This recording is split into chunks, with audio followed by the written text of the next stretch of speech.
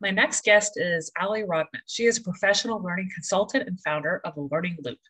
Allie integrates her experience as a teacher, coach, school leader, and board member to design professional learning that is personalized, purposeful, and paradigm shifting. She is an ASCD faculty member and an author of Personalized Professional Learning, a job-embedded pathway for elevating teacher voice, published in 2019. She has also written for Educational Leadership, EdWeek's Classroom Q&A, and Edutopia. Welcome to the podcast, Allie. Thank you so much, Dana. It's an absolute pleasure to be here. I appreciate the invitation. Well, you write about something that I am very passionate about as well, professional learning and how we can, do better basically with designing professional learning at our schools and districts. But we'll talk about that in a little bit. Let's start out with the trench story. Ask everybody, tell me about a time when you were in the trenches and managed to crawl out. Yeah, absolutely. So I think back to, it was my first or second year of teaching, and it was just one of those days, right? Best laid plans. You go into the classroom with this amazing, problem-based experience that you've planned for students, and you find that half of the students haven't done the pre-work coming in. You need to do this differentiation on the spot to adjust. A couple of my students had a really, rough time the night before, and we're starting to get into a verbal argument. I had, believe it or not, another kid take a dry erase marker and kind of wedge it behind the whiteboard. So the board kept wobbling, and it was one of those days that when you look back in the scheme of things, probably was not that awful, but in the moment, just kind of makes your heart sink, right? They're the ones that when we add them up time and time again as educators are what contribute to some of the exhaustion and the burnout that we often see at all levels of the system. But I think, what helped me climb out of that experience and what continues to fuel my passion for professional learning today was the realization that so much of my classroom management training as a new teacher had been grounded in routines and processes and procedures and didn't tend the way that it needed to relationships. So in that moment, I began realizing that we needed to do a better job around professional learning to differentiate and personalize for our teachers in the same way that we were asking them to do for students.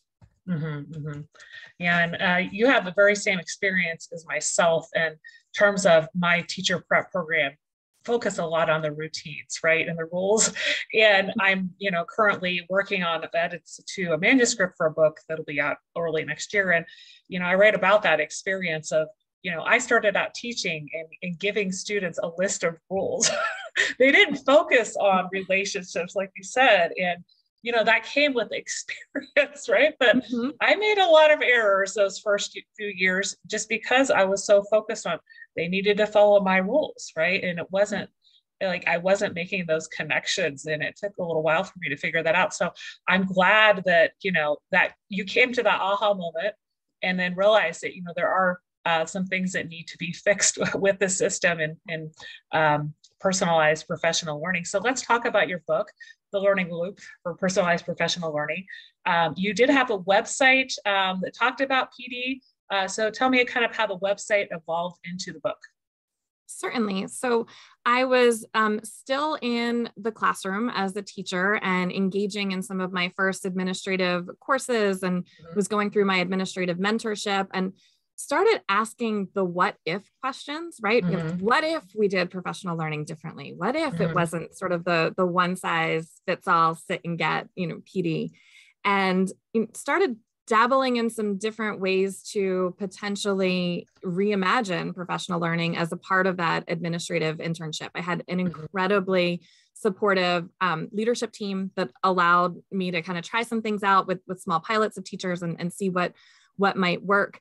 And through that experience, I eventually started my own website, The Learning Loop, to be able to share some of those ideas and thoughts with others in the field to get their feedback, but also to begin amplifying and elevating one another's work to see what was working in different places and where we were hitting some roadblocks so that we could continue to, kind of move the work forward and make it bigger to reach as many teachers as possible. And that kind of shifted into writing the book, because you told me in the pre-chat you approached ASCD And then you'd written a piece for Educational Leadership, their periodical.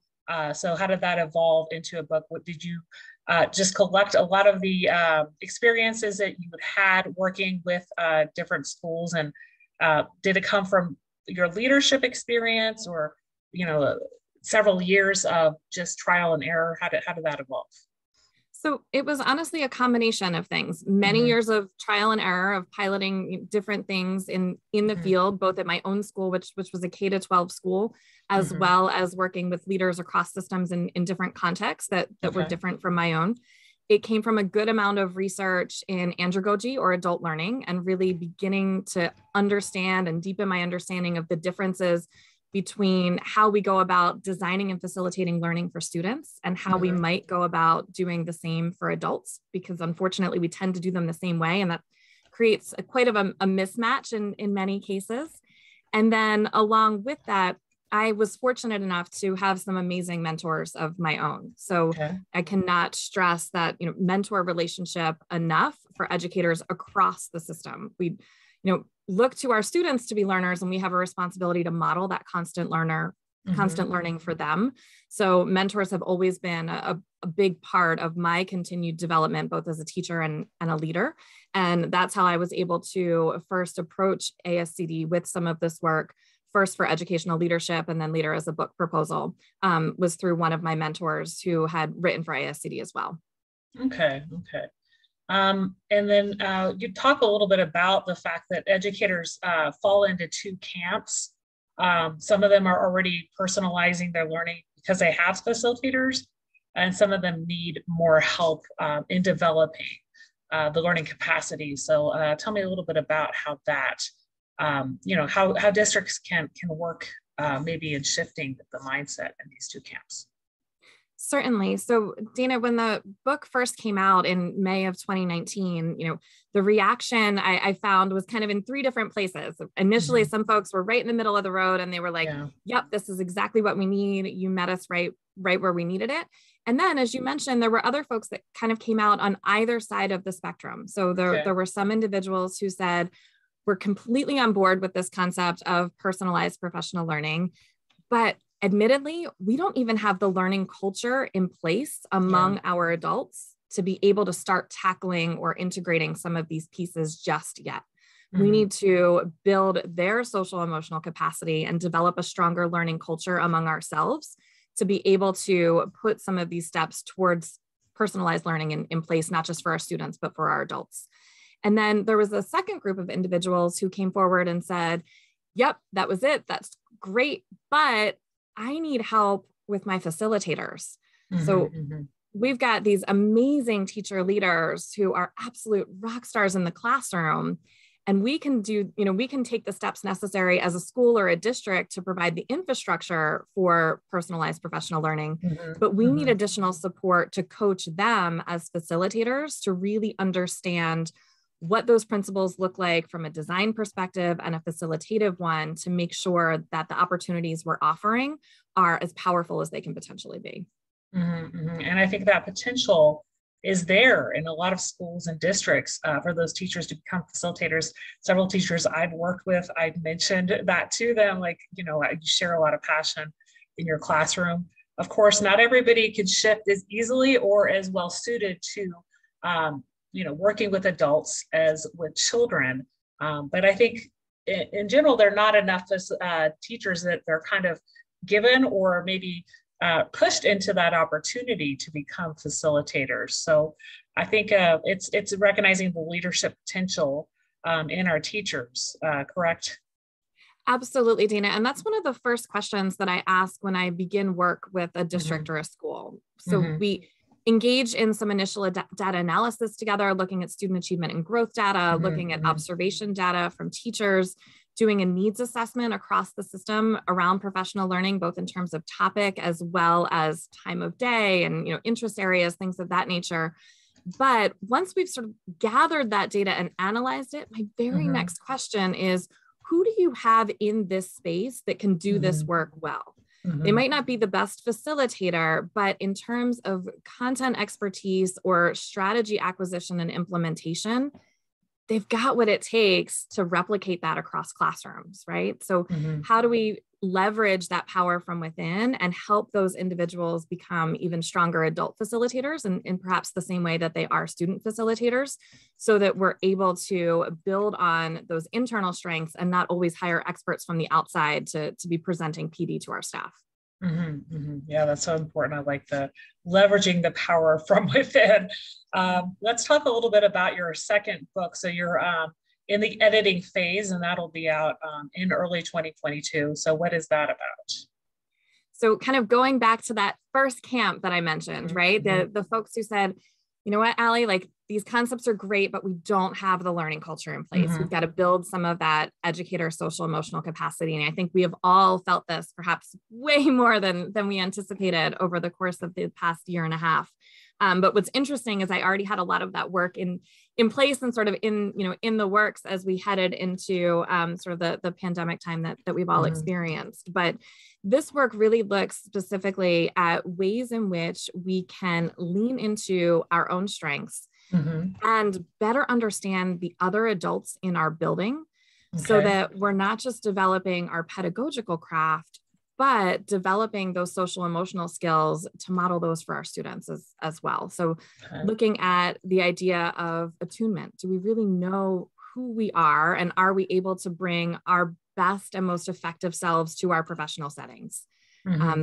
Looking at a principle of alignment, are we able to set both personal and professional goals for ourselves and ensure that our day-to-day actions are aligning with those goals?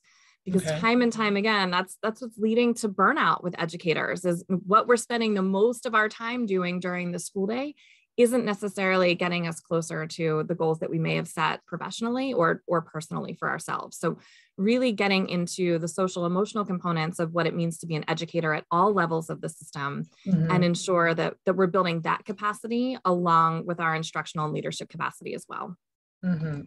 Yeah, I really like kind of focusing on the different roles, right? How you can not just work on social emotional skills for the teachers or for classified staff, but also for the leaders.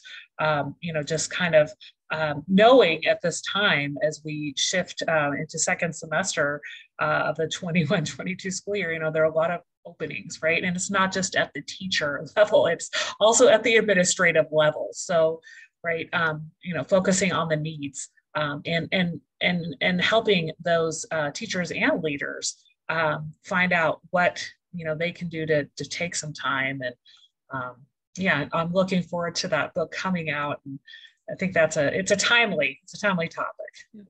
Absolutely. And I'm really trying to move us from a place of constant recharge, right? Like we have those quick bursts of, let me take, a couple hours here or a couple hours there, or I'll squeeze in a quick run, to a place of true recovery, where how do we find our rhythm in such a way that this work is sustainable over time? I tell teachers and leaders all the time, we don't just need you for overtime. We need you for the whole season. We need you for the long game to be able to continue to push through in a way that's both sustainable, but also effective for you as a team member and for our students. That's so important. So you do professional speaking and keynoting, and there is the ASCD Leadership Summit that is online. Tell me when that will be available for members. So the Leadership Summit is available for registration now. The sessions will be going live mid to late January, and those recordings will be available after the session as well. I've had lots of great conversations with a number of the presenters who have been getting their sessions together. And I'm excited not only to get into a number of those sessions myself, but to also have the opportunity to continue to explore some of those resources and collaborate with folks in the month that follows the conference. I think that's one of the nice byproducts of sort of this time is we've gotten comfortable with a more hybrid version of professional learning, where some of it might be pre-recorded, some of it might be live, but what's most exciting for me is that learning often continues beyond the scheduled session itself, and that we have an opportunity to keep those connections and conversations going. Yeah, and I attended one myself, and even though it might be a pre-recorded session, the speaker is live on the chat, and then You get a lot of interaction with the other participants live, other than, some virtual conferences I've spoken at where you send in your session and then it's, aired on a certain date and, people view it whenever. This is, at least people are viewing it all at the same time usually, but if you miss it, that third week of January, as you said, people can access the recordings through ASCD. Yep, absolutely. And a number of facilitators have also been, in their recordings, mentioning different ways to connect with them beyond the session, to keep those conversations and communities going as well. So you also have some PD courses available on your website. Tell me a little bit about some of those that might still be in production that might come out, but you're also consulting 3 days a week with your former school. So tell me about some of the day-to-day work that you do. Certainly. So I had the opportunity over the course of this past year to pilot some different virtual courses and see what was going to stick and resonate with folks. And I'm excited over the course of 2022 to do a release of different pieces, some of which are related to the content of the upcoming book. So you can look for a series of mini courses that dig into each of those principles of social emotional capacity building. And my hope is that it's in bite-sized chunks where educators, regardless of your position, are able to kind of, jump in and jump out as you have the time and the energy to do so. So those will be some asynchronous opportunities for folks, with also providing a community for synchronous collaboration as folks wish to opt in. And then I'm also excited to release a course specifically for professional learning facilitators. So that one will come closer to the spring as folks are, sort of gearing up to plan professional learning for the fall. And then we'll also do a reboot of that in the fall for folks who might not quite be in the headspace to tackle it at the end of the year. But that will be more of a synchronous virtual course where we'll walk through over the course of 5 weeks, different components together to ensure that the professional learning that facilitators are planning is as personalized as it can potentially be for the learners in their community. And then in terms of heading back to my former school, this is, talk about a twist of COVID, I guess. I'm not even sure, what to refer to things as anymore. But earlier, Dana, you mentioned, the staffing shortage and some of the burnout that we're experiencing. And one of the things that I was finding is that while some schools were in a place to begin taking some of those steps in professional learning, others were quite honestly just looking to open the doors for the first time to students physically. And, just kind of depending on where you are and what your context is, I feel as though we're still in very different places. So this fall, I've had the opportunity to consult with my former school 3 days a week, being able to be there right there on site. It helps me still have keys to the building and know most of the team. But it's been great to support them, not just from an operational standpoint in helping to open safely as a former administrator, but from, sort of that wellness standpoint, being there to be able to kind of talk through things with folks, hear those challenges, be able to be a thought partner through some of those potential solutions, I think has been one of the most powerful parts of the work for me. Yeah, and I think if all schools were able to have somebody that could just work with them and help them through these challenges, that would be great. But, we don't have enough of you to go around, but, to be able to at least see kind of from the outside, right, looking in. And, like you said, the operational thing, I think some of the leaders in a mastermind group I'm in, they're really frustrated because they're working so much on the operational end of the putting out fires this past semester and not really doing any of the leadership work. So it's so true, Dana. And, I even felt myself, so I am a board member in my town. And I have certainly sort of, helped our district kind of navigate some of these pieces the past year and a half from a policy and a, personnel standpoint, I guess, if you will. But I felt it was important to get back on the ground, to get, more consistently into the same building and really understand, as you mentioned, what are those operational challenges that schools are facing, not just from the outside looking in, but to be able to feel that and experience the weight of that day to day, I think is incredibly important, particularly for someone whose work is focused on that continuous learning, right? To be able to understand the perspective that learners and educators are in this space is a really important part of the work. Mm-hmm, mm-hmm. So tell me a little bit about how you got started working with ASCD, kind of what fueled the passion for adult learning. You talked a little bit about, when you're working on the admin internship, but you said you were an instructional coach before becoming an AP. And I think, I haven't been an instructional coach myself, but I've worked a lot with instructional coaches, both as a teacher and administrator, and not everybody has instructional coaches. So kind of going into that role, what did you see as something at your school that needed to change? That instructional coach role, I felt, gave me perhaps the most headspace, if you will, Mm-hmm. to really focus exclusively on instructional leadership. And Mm-hmm.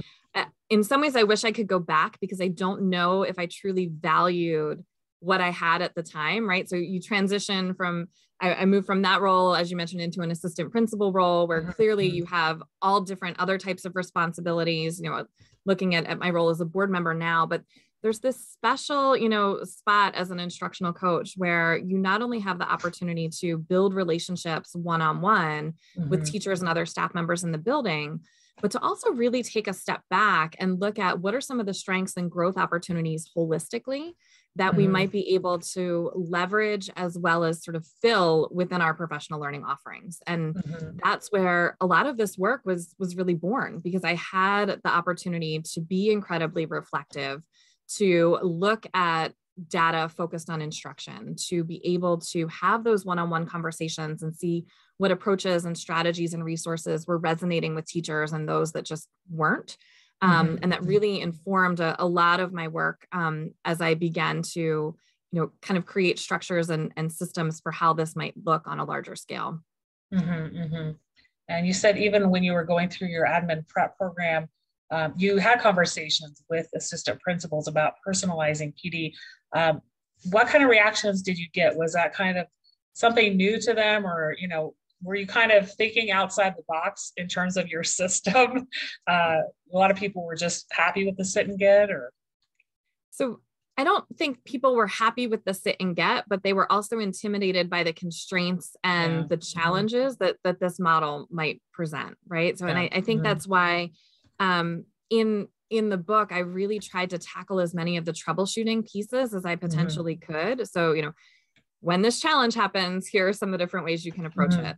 Because I think, in my leadership coaching work now, as well as some of those early years, that was constantly the question was, well, what happens when this person does this or says this or tries this, right? What is our collective response to make sure that we're as consistent as possible in this work? And I don't think that's an admin challenge that's unique to professional learning, right? That's an admin challenge that's unique to, how are we handling PTO days when this situation arises, or that one?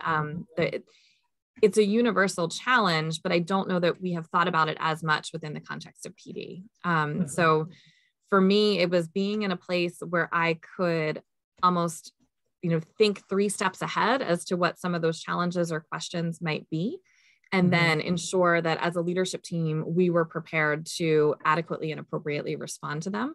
And some of that came through conversations internally as well as externally with some districts who were similarly starting to dabble in this space, but hadn't kind of embraced it, wholeheartedly just yet.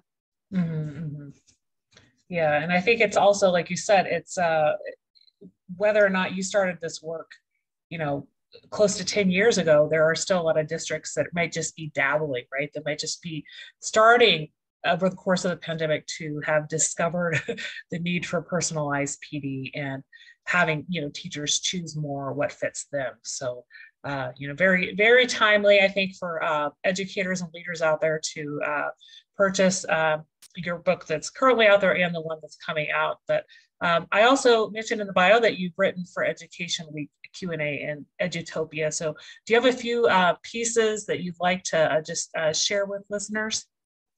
Certainly. So in EdWeek's classroom Q&A, I had an opportunity to kind of think through, how do we see mistakes as an opportunity for growth? It's a collective piece that had voices from a number of different educators. So it's great to see the variety of perspectives in responding to that prompt, but not being afraid to make mistakes, whether we're a teacher or a leader, and modeling that for our students, I think is an incredibly important skill. And then similarly, some of the other coaching pieces came through in the Edutopia piece. So I had an opportunity to co-write that with a colleague of mine, Brandon Johnson, who's an administrator in Texas, and think through, what does coaching look like, not just when you're sitting, in that chair as a teacher, but when you're sitting in a variety of other positions across the educational spectrum as well. Great. And I'll put links to that in the show notes. Well, out of everything we talked about today on the podcast, what's one thing you'd like listeners to remember? I would love listeners to remember that even when days are incredibly difficult and you feel like you're stuck in the trenches and you can't see around that corner, that the focus just needs to be on getting 1% better. You don't have to have all the answers. You don't have to have, the perfect lesson plan or the perfect strategic plan to take to your board, but what is the one thing that you can do today in this moment to be just a little bit better than you might've been this morning? Yeah, so important. Every day, presents new opportunities, right? So wake up with that question. How can you make it a little bit better than yesterday? Great. Where can people connect with you and find you online? So you are welcome to explore my website at www.thelearningloop.com. I have a number of free resources available there, as well as links to articles and interviews that you can explore. And then please follow me on social media. I'm on Facebook, Instagram, and Twitter at The Learning Loop. And I love responding and connecting with folks in that space so that we can continue to elevate and amplify one another's work. Great. I'll make sure those links are in the show notes. Thank you so much for being on the Out of the Trenches podcast today. It was a pleasure having you on. Absolutely. Thank you so much for the invitation. I appreciate it.